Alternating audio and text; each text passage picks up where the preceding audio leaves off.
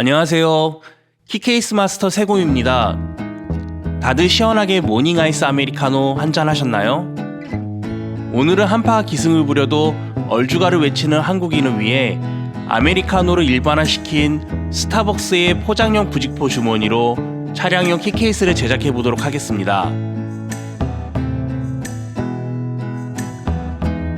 이탈리아 사람들이 극혐한다는 아이스 아메리카노. 하지만 한국 사람들은 얼주가란 줄임말까지 만들어낼 정도로 정말 애정합니다.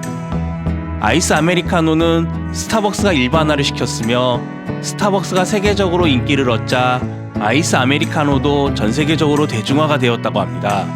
사실 저의 스타벅스 취향은 아이스 아메리카노보다 프라푸치노를 더 좋아합니다.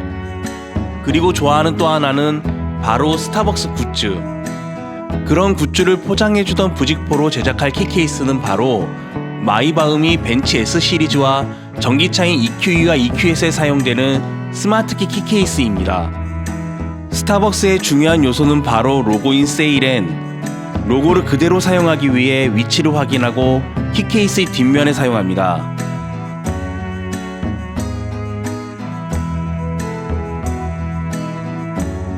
이제 버튼이 있는 전면부에 사용될 패턴을 확인합니다.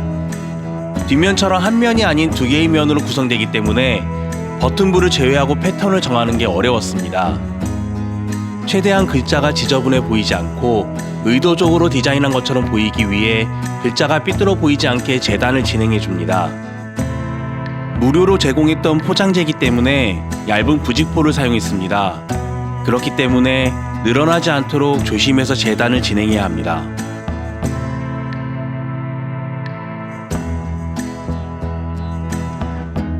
함께 제작할 핸드스트랩도 키케이스와 비슷한 느낌을 유지할 수 있도록 글자가 포함된 부직포 부분을 사용합니다. 부직포 재단이 끝났다면 이제 버튼부 및 안감을 준비해줍니다. 버튼부는 안쪽으로 살짝 파여있기 때문에 가죽이지만 쫀쫀한 가죽을 사용하는 게 좋습니다. 그래서 스타벅스의 상징적인 그린 컬러의 프랑스 고트 가죽을 사용했습니다.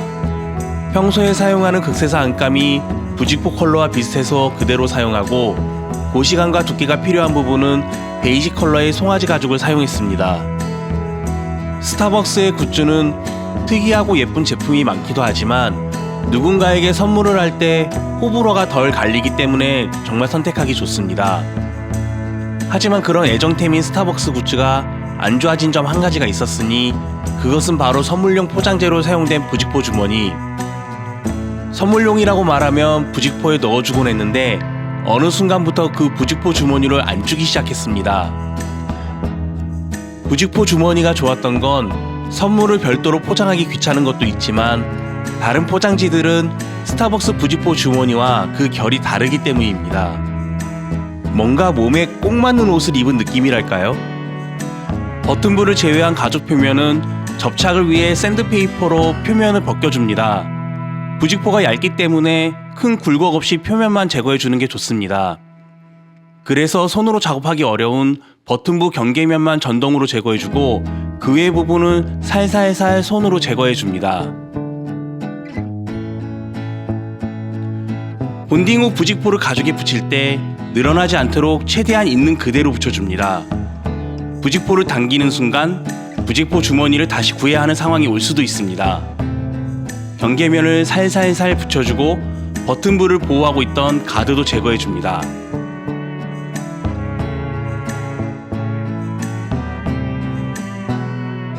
부직포의 모양에 따라 다시 아크릴 가이드를 붙여주고 라인에 맞춰 재단을 진행합니다.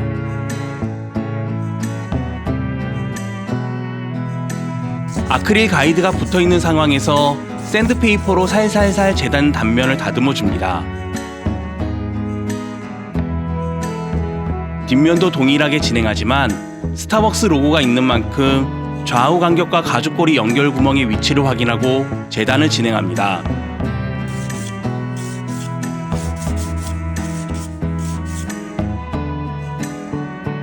앞면과 뒷면의 준비가 끝나면 버튼 이미지 각인을 위해 불박을 준비합니다.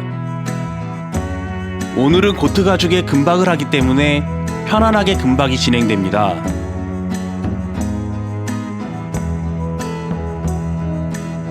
금박이 끝나면 스마트키 벤츠 로고와 가죽고리 연결을 위한 구멍을 뚫어줍니다. 로고 구멍의 경우 정확한 위치를 위해 가이드를 제작해서 사용합니다. 단순히 키케이스 모양의 가이드만 제작할 경우 정확한 위치를 잡는 게 어려우니 가이드는 외부까지 세트로 제작하는 게 효과적입니다. 로고 구멍은 재단면 마감을 위해 베이스 코트를 바르고 건조한 후 그린 컬러 엣지 코트를 발라줍니다. 엣지 코트가 건조되고 나면 앞판과 뒷판을 붙여주고 봉제를 진행합니다. 버튼 부위 보트 가죽과 엣지 코트도 그린 컬러이기 때문에 그린 컬러의 실로 재봉을 합니다.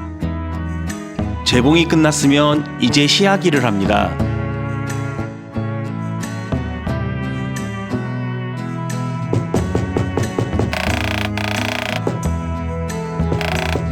드디어 모든 제작의 마지막 공정이라 할 수 있는 측면 마감 작업을 시작합니다. 부직포의 올풀림을 방지하고 튀어나온 부직포를 정리해주기 위해 투명 베이스 코트를 두껍게 발라줍니다. 투명 베이스 코트가 건조되는 동안 핸드 스트랩 제작을 진행합니다. 핸드 스트랩도 키케이스와 동일한 느낌을 유지하기 위해 글자가 인쇄된 부직포 부분을 사용하고 스타벅스 리본으로 포인트를 만들어줍니다. 핸드 스트랩의 중요한 포인트인 리본이 위치할 공간은 실제 핸드 스트랩으로 사이즈를 체크한 후 가공을 해주고 가조립을 해서 본딩할 부분을 확인해줍니다.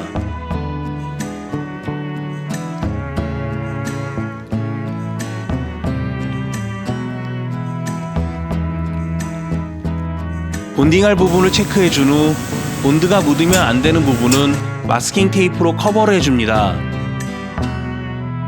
겉으로 보여지는 스타벅스 로고에 본드가 묻지 않도록 최대한 조심하면서 조립을 진행합니다. 부직포가 얇아 나타나는 문제점인 리본이 있는 부분과 없는 부분의 경계가 너무 뚜렷해지는 것과 얇은 두께 보강 및 적당한 텐션 유지를 위해 보강제를 사용합니다.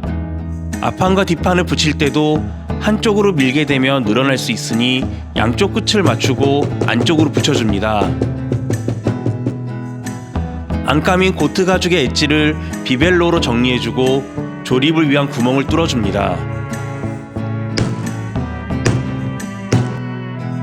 스트랩 조립이 끝나면 드디어 투명 베이스 코트를 발라줍니다. 오링과 연결을 위한 가죽고리도 엣지 코트 마감을 진행하고 스트랩을 제작하는 동안 건조된 키케이스의 측면은 샌드페이퍼로 면을 다듬어줍니다. 스트랩도 투명 베이스 코트가 건조되면 동일하게 샌드페이퍼로 다듬어줍니다. 샌드페이퍼 작업이 끝나면 조금씩 튀어나온 굳어진 부직포를 정리해줍니다. 측면 정리가 끝나면 그린 컬러의 엣지 코트를 바르기 시작합니다. 그린 컬러 엣지 코트의 건조가 끝나면 샌드페이퍼와 쪽가위로 측면을 정리해주고 최종 엣지 코트를 발라줍니다. 스트랩까지 엣지 코트를 발라주면 드디어 제작 완료입니다. 제가 스타벅스 부직포 주머니로 마이바흐 벤츠 키케이스를 제작한 이유는 스타벅스와 벤츠에 대한 한국인들의 애정도가 그 분야에서 비슷하다고 생각됐습니다. 한국 사람들이 가장 애정하는 수입차인 벤츠와 BMW, 그 중에서도 벤츠는 정말 오랜 시간 한국인의 선망의 대상이 되었고 사랑을 받아왔으며 스타벅스도 그 수많은 커피 브랜드 사이에서도 대중적으로 가장 사랑을 받고 있기 때문입니다. 더 이상 구할 수 없어 아쉬운 마음에 더 열심히 제작해본 스타벅스 선물용 주머니 버전 마이바흐 벤츠 키케이스, 여러분은 재밌게 보셨나요? 저는 또 다른 제작 영상으로 돌아오도록 하겠습니다. 제 영상이 재밌었다면 좋아요와 구독 부탁드립니다. 감사합니다. 세곰이었습니다.